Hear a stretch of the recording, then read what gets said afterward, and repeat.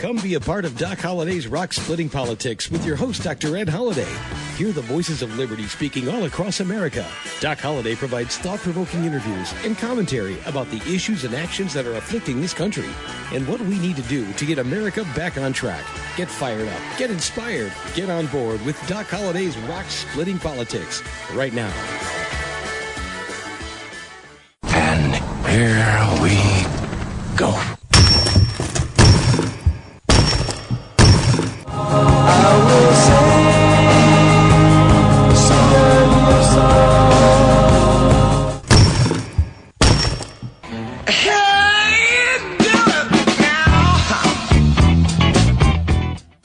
Hey, we're in the last week of October, and once again, that's the sound of rock cracking. You listen to Doc Holliday's Rock Splitting Politics right here on webtalkradio.net. And I got to tell you, last week, wow, what kind of rock was cracking, and we have more that's going to go on this week, I'm sure. But just talk about last week. What? Well, the investigation by Durham, the special appointed prosecutor to investigate how this Russia hoax ever started. Well, now it's going into a criminal investigation, meaning he has subpoena power, means that somewhere it looks like a crime has happened. And so you hear Democrats poo-pooing that and saying, oh, it's the Attorney General being political, wanting revenge. Isn't that sweet hypocrisy that they did this whole 2-year Russian hoax investigation, and they don't want the investigators to be investigated? Well, I'm telling you, the Democrats and the liberals and the press that plays along as the wingman for the leftist agenda, the mainstream media, it is appalling, and actually it really turns the stomach to think that we have Americans who claim to be free and independent press that just presses for one political party. There's nothing about fair and balanced in the mainstream media. Nothing when it comes to what's going on with President Trump. And just look what happened last week. President Trump, if you had been there, there was an award given to him by the African American organization made up of Republicans and Democrats that wanted prison reform, wanted bipartisanship to put out prison reform. President Trump did that. They gave him an award in South Carolina, and a lot of the Democratic presidential nominees came to be a part of that award ceremony. And President Trump stayed on stage for over an hour. He gave a speech. He brought up members of people who had been in prison, who were out because of the prison reform that he signed into law. And he shook their hands, he hugged them, he kissed them, and he let them speak. And they said, thank you, Mr. President, for your part in this. Now, what is racist? When people say, and they call that President Trump is racist, a true racist does not want to be on stage with somebody of a different color. They don't want to hug them. They don't want to kiss them. They don't want to shake their hand. That's a racist. President Trump did not do that. I just wonder what the presidential candidates who call him racist, what they thought is this, who is this President Trump that gets along so well with the African American community that he was celebrating on stage. But that is one of the things that the mainstream media, you obviously didn't see it if you watch mainstream media, because President Trump is not playing the stereotype that they want America to think he is. But that was last week, just last week. I hope you're seeing some of that. If not, better go on YouTube and watch it. President Trump did an absolutely wonderful job. And he said he was going to put the award in the Oval Office where everybody could see it. That is a man proud of what he's done for the African American community. And that's with all the antagonism that's being thrown out by the left wing. Well, this week, I went to an event not too far from where I live, outside of Oxford. That's the home of Ole Miss, the University of Mississippi. But there's an event held out there 2 or 3 times a year, and a political event called Good Ole Boys, and it's there's made up a lot of conservatives, but anybody that's a candidate is allowed to speak and shown respect. And the majority there were probably Republican candidates the other night. I remember there was a Democrat I know well. He spoke and did a very good job, and he was applauded for the things he said, what office he's running for, but shown all respect. But one reason there was a big crowd there because the president's son, Donald Trump Jr., was there. And so we're going to play a little bit of speech in a little while on the show. But before we do, I got to tell you, where is all this impeachment stuff going? Where is it going? And what's President Trump saying about it? Well, this week, President Trump's coming to my hometown, Tupelo, Mississippi, where we do this show. There's a Tupelo rally in the state of Mississippi. Why? Because there's an election coming up in Mississippi, and there's a tight governor's race. And the governor's race involves Tate Reeves, the lieutenant governor. He's a Republican. He's been on our show. You can go back and listen to when he was in the primary. We had him on exclusive right here on Doc Holliday's Rock Splitting Politics, and he stands on conservative, strong principles. And he is being helped by President Trump. And we hope that people will get out and vote and get this man into the governorship because, wow, could you imagine a Democrat appointing judges in Mississippi if something happened to one of our U.S. senators where they would actually, we would have a Democratic governor, we would appoint a Democrat to the U.S. Senate from Mississippi? Wow. You know, I think Mississippians are waking up and understanding the importance of this election, and they will get out and vote. If you're listening to me, you live in the state of Mississippi, or you have relatives or friends in the state of Mississippi, make sure they get out and vote on November 5th coming up.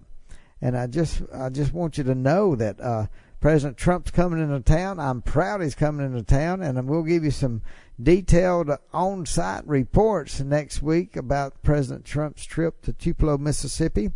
But Don Jr. was here last week, so we're going to play a little bit of him in a minute. But we're talking about this impeachment. That's why we'll hear what President Trump has to say at a Tupelo rally. Could be very interesting because maybe the IG report on the Russian hoax and what the Inspector General found out about the intelligence communities and the FBI and the FISA warrants, all that will probably be out by the time President Trump speaks to us at the Donald Trump rally as he's rallying people and helping out Lieutenant Governor Tate Reeves to be governor of the state of Mississippi. And saying all of that, I do want to play a clip from Steve Scalise, the minority whip for Republicans, who was talking about this House impeachment progress, what's going on there. And so let me just play this for you so you'll understand sort of where we are right now of all the impeachment coming out of the Democrats' mouth. Take a listen to Steve Scalise. Jason Shavitz was filling in for Sean Hannity, I believe. This was last Friday night. And listen to what the minority whip had to say. Whip Scalise, I got to ask you this question. It runs in parallel because you heard earlier Mr. Clapper trying to say, oh, well, there's all this heat on these people in the Trump administration because of impeachment. Now, what I don't understand, I wrote an op-ed for Fox News. What I don't understand is 3 times the Democrats tried to bring impeachment up to the floor of the House, and 3 times it was defeated, including in July of 2019. So how is it that anybody can actually call it an impeachment proceeding when the last floor action that happened was a defeat of this? There were 137 Democrats that voted against proceeding with impeachment. That's the last action on the floor of the House. It is, Jason. And in fact, if you look at Nancy Pelosi's actions, she's scared to death of having a full vote on the House floor on even starting an impeachment inquiry, which, by the way, is how every other impeachment inquiry, the other three into previous presidents, have been done in the history of our country. And so she's trying to shield her vulnerable members because they can't go back home right now and talk about what they've done. They are now the party of impeachment, and that's all they have to show. In fact, they have more subpoenas that this House has issued under Pelosi than bills that this House has gotten signed into law under Pelosi's. I mean, you think about that. More subpoenas than bills signed into law by Pelosi's House. So that's a failure of leadership. And so all they want to do is just badger the president. They've investigated him for over 2 years with the Mueller investigation. They thought that was going to be their ticket. And it turned out there was nothing that was charged. Mueller had full authority, whether it was for collusion, for obstruction. None of that happened. And in fact, it was Schiff leading the charge, saying that he had more than circumstantial evidence of collusion or of any kind of collusion with Russia, and it never existed. Congressman Scalise is correct. What Congressman Shifty Schiff had to say and said what he had, well, he didn't. He lied to the American people. He lied to Congress. He lied to everyone. And I just hope the people of California will give him a ticket home, get him out of the Congress. We don't need liars like Shifty Schiff. But I will say that this whole thing, and you see a lot of smoke and all this about the impeachment, it is nothing more than a political arm of the 2020 presidential election. The Democrats are gambling that they can pull down the poll numbers of Donald Trump. They can't impeach him because if they impeach him, I stand corrected, the House can impeach him, but he has to go to trial in the Senate, and he'd have to have 20 Republican senators turn against him. And that's not going to happen. Shouldn't happen. I mean, if the Republicans are stupid enough to have some minor thing that's coming up to impeach the president. Listen, remember, Barack Obama, he did the DACA deal. It wasn't a deal. He declared DACA law of the land. He cannot make laws. The executive branch cannot make laws. Only the Congress can. But Barack Obama made a law to keep DACA. You might think it's a great thing, but the president, the executive, does not have power to make the law. And the Supreme Court's going to look at this. If they give the president power to make the law, hang on, because President Trump, he can use that too. And take that, liberals. But, I mean, when you talk about impeachment, anything that Donald Trump has done is minuscule to declaring law from the executive branch, which Barack Obama did. Now, that's impeachable, in my opinion, but nobody would bring it up. But now let's go back to what we're talking about as far as what Congressman Scalise was saying. The House impeachment process, we know it's flawed. It's being done in secret. Nothing has ever been done like this before. And just like former Congressman Chavez was saying when he asked the question, they've had 3 votes and it's gone nowhere. So what power does the Speaker have to just declare an impeachment inquiry? I mean, is that provided for in House rules? Is that constitutional to declare a one-sided impeachment inquiry where there's nothing, no due process for anyone? The president is not above the law, but he sure as heck is not below the law either. And right now they're treating him, stripping him of the rights of an American citizen for due process. But that's the Democrats. That's the far left wingers. And that's what they're doing. And now we have got to I got to move on because I want you to hear some from Donald Trump Jr., what he had to say down in the great state of Mississippi. And I do want to tell you that this show, Doc Holliday's Rock Splitting Politics, has got some insights you won't hear anywhere else, just like we're going to tell you about Don Jr. just in Oxford, Mississippi. We're going to tell you some exclusives from the Trump rally in Tupelo next week. A lot of exciting things going on, so I'm glad you're listening to us. Tell your friends and neighbors because we're going to do some things, hear some things, give commentary here that you won't hear anywhere else. So we are glad you're listening to us. Continue to tell your friends and neighbors. And let me remind you, you're listening to Doc Holliday's Rock Splitting Politics right here on webtalkradio.net. That's webtalkradio.net. I'm your host, Dr. Ed Holliday. We're glad you're listening. And everything that's going on this week, everything on this show has something to do about 2020. And it's more than just vision 2020. It's about the direction of our country. And by a thread of a hair, we got things turned around in 2016. But even the Republicans, look at what Paul Ryan could have done. But he fought the president. He did not fight the Democrats. He fought the president. He fought the White House in so many ways.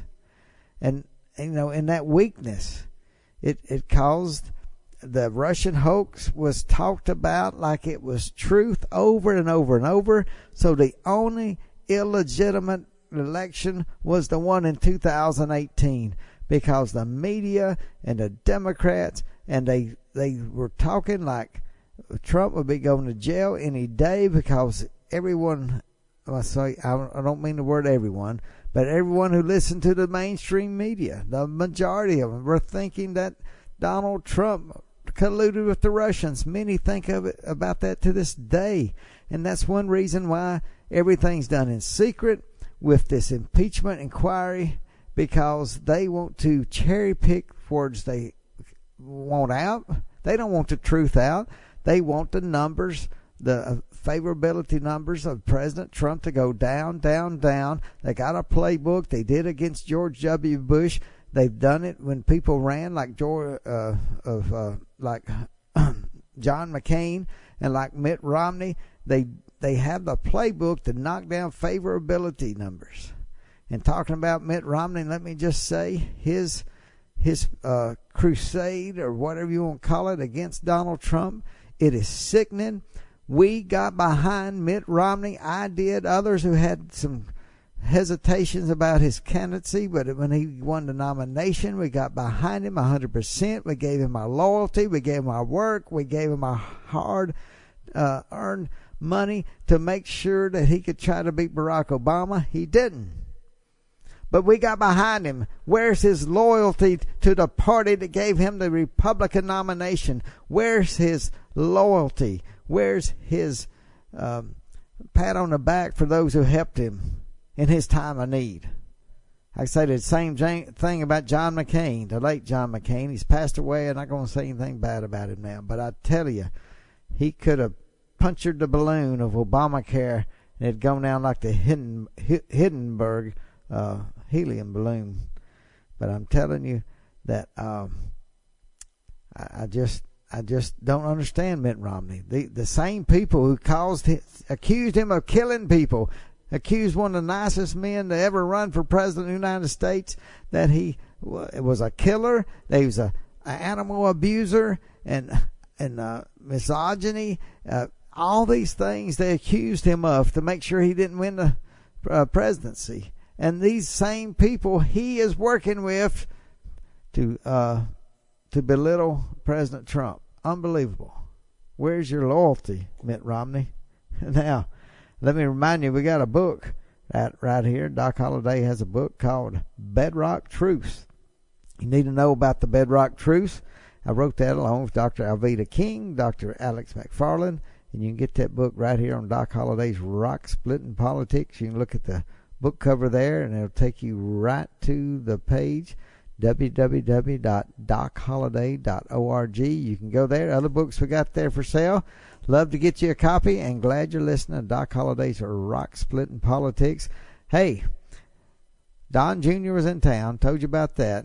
Now, take a listen to some of the people in the past in the mainstream media. Let me just play you a few clips and of people in the mainstream media talking about Don Jr. President's oldest son is coming to his father's defense. Donald Trump Jr. is talking to ABC News about the Russia investigation, who his father can trust, and about the possibility of serving time over that 2016 Trump Tower meeting. Your father has denied reports that he's worried that you might be in legal jeopardy because of the Mueller investigation. But are you scared that you could go to jail? I'm not, because I know what I did, and I'm not worried about any of that. You know, that doesn't mean they won't try to create something. I mean, we've seen that happen with everything. But, you know, again, I'm not. With me now, Bob Cusack, the editor-in-chief of The Hill, and Shannon Pettypiece, White House reporter for Bloomberg News. Guys, welcome to both of you. And Bob, to you first. Does it sound like Don Jr. is almost resigned to the fact that he might go to jail? Well, I'm not so sure resigned, but he's, like his father, very defiant and taking a page from his playbook of going after Robert Mueller, saying basically that he'll go after him no matter what, and that they want to get him, and that there is a bit of a witch hunt here. So I think that this is troubling times for the president right now, because the circle of people who have turned on him, Michael Flynn, there's possibly Manafort, Cohn, Michael Cohn, his lawyer. I mean, this is a troubling fall for Trump, and that's why Republicans in Congress are very nervous, because all of this is happening in kind of the worst time for them. Remember some of this back during the Russian hoax investigation, and the media piled on, they piled on, and they piled on. They tried to tear down Donald Trump Jr. And listen to this clip with Wolf Blitzer talking to Congressman Steve Cohen from Memphis, Tennessee, not far away from where I live. And you remember, he's the chicken man. He brought a whole bucket load of Popeye's chicken to Congress to say President Trump was chicken. Well, here's Mr. Chicken right here. Take a listen to him. Was Donald Jr., I think you're going to probably see indictments of both of those people. Actual indictments from Mueller, specifically against who? Against Donald Jr. and against Jared Kushner. You think both of them are going to be indicted by Mueller? I think that's entirely possible, and I think the president's going to go totally off his rocker, not that he's on it now, and then issue pardons. What kind of charges could be leveled? Well, I think they were probably the people that were in connection with the Russians and in conspiracy to affect the elections. But do you have specific evidence that because you're making a very serious, it's a very serious charge. It's a serious charge, Wolf, and time will show whether I'm correct or not. But I believe I am correct, and if you see it, as we've said before, if it walks like a duck, if it swims like a duck, and if it quacks like a duck, it's a duck, and you can see where it's going.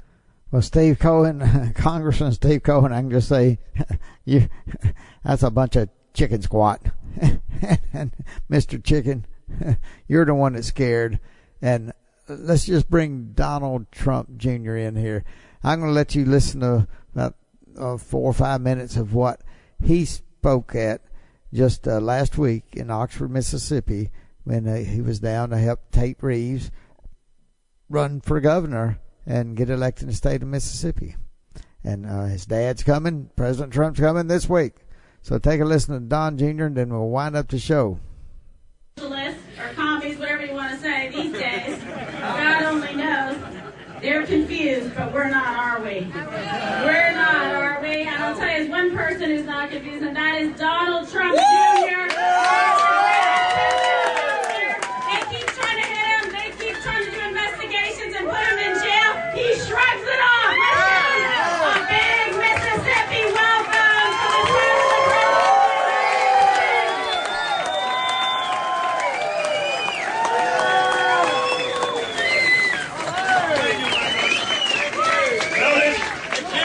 She went in for the kiss, not me. I know that it's Mississippi, but I'm from New York, and I don't want her to me too me, okay?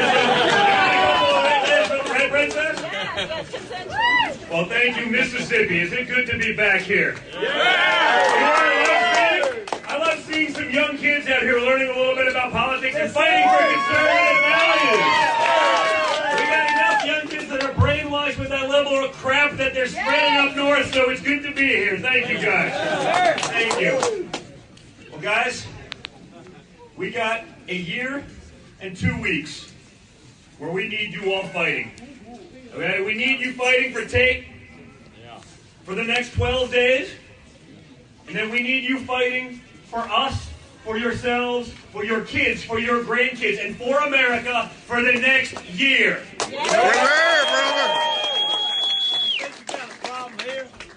I think I'm pretty good here. And I remember when I I came down to the Neshoba County Fair in 16. And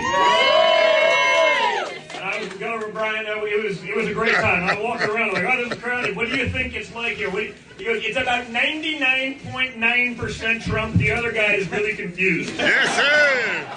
And we had such an awesome time. And that's, where I realized I probably fit in here a lot better than I do in the People's Republic of New York, where I live and am from.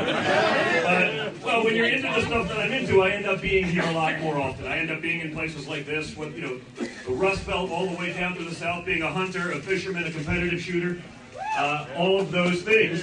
It brings me to this part of the world, and that's what I realized, because unlike the Democrats, it's hard to believe, right? That the rich guy from New York City, the son of a billionaire, could actually have an understanding what the real hard-working men and women of this country actually want, but we got it because we spent time there. My dad got it because he actually learned with and from those people as a builder, actually doing things. Not just talking, but actually being a man of action. Right? No one understands the irony better than me. That the brash billionaire from New York was able to come into the hard-working portions of this country and speak to those people, not at them. We've been getting a lot of lectures these days, guys, and honestly, I'm sick of it. We're told we're terrible people. We're told we're racists for things that have nothing to do with race. We're told we're hypocritical. We're told we're every name in the book for believing in God, for believing in the Second Amendment, for wanting Americans to actually live their American dream. Right? When did this happen? Right? Where, I turn it on. It's fun, man.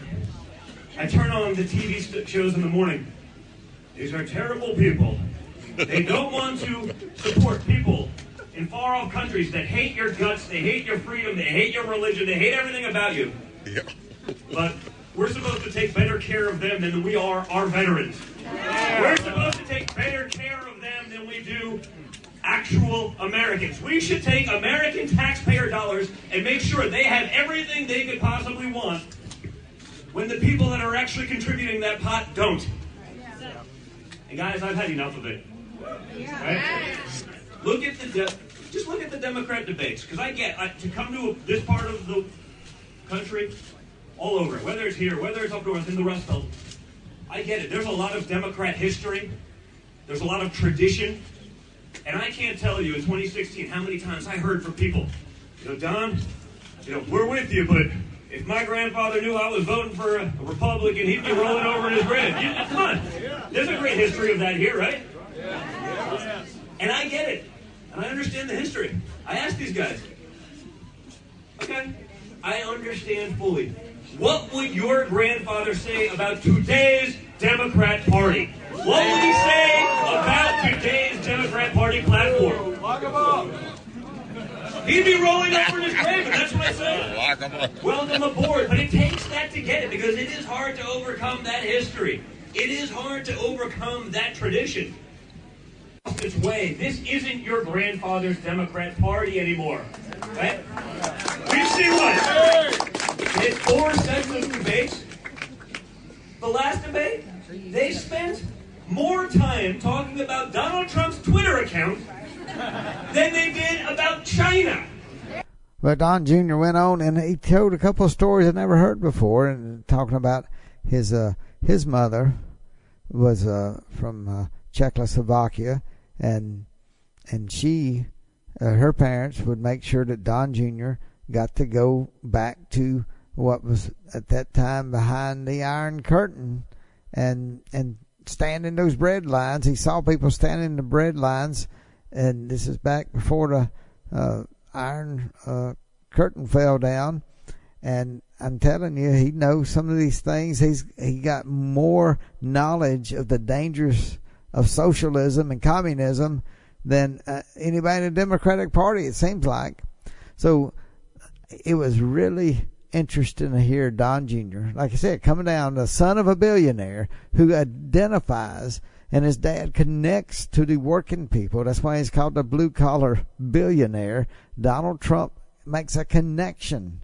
If you don't believe it, go to one of his rallies, and I'll be going to that next week. And so I'll give you some reports.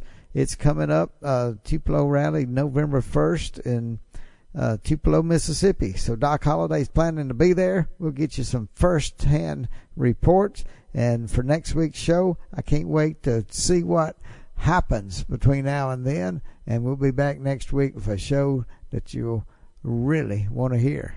And tell others about Don Jr. and what he said right here in the state of Mississippi. If you want to hear the whole speech he gave, it's about 35 minutes or so. It should be somewhere on YouTube or on Facebook.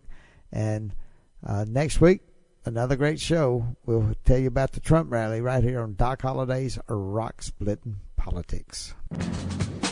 Thanks for joining us today, and remember to listen again next week for another edition of Doc Holliday's Rock Splitting Politics. You can order Ed's new book, Bedrock Truths, by clicking on the book cover right in front of you on the screen, or visit DocHolliday.org. Thanks for listening, and we'll see you again next week.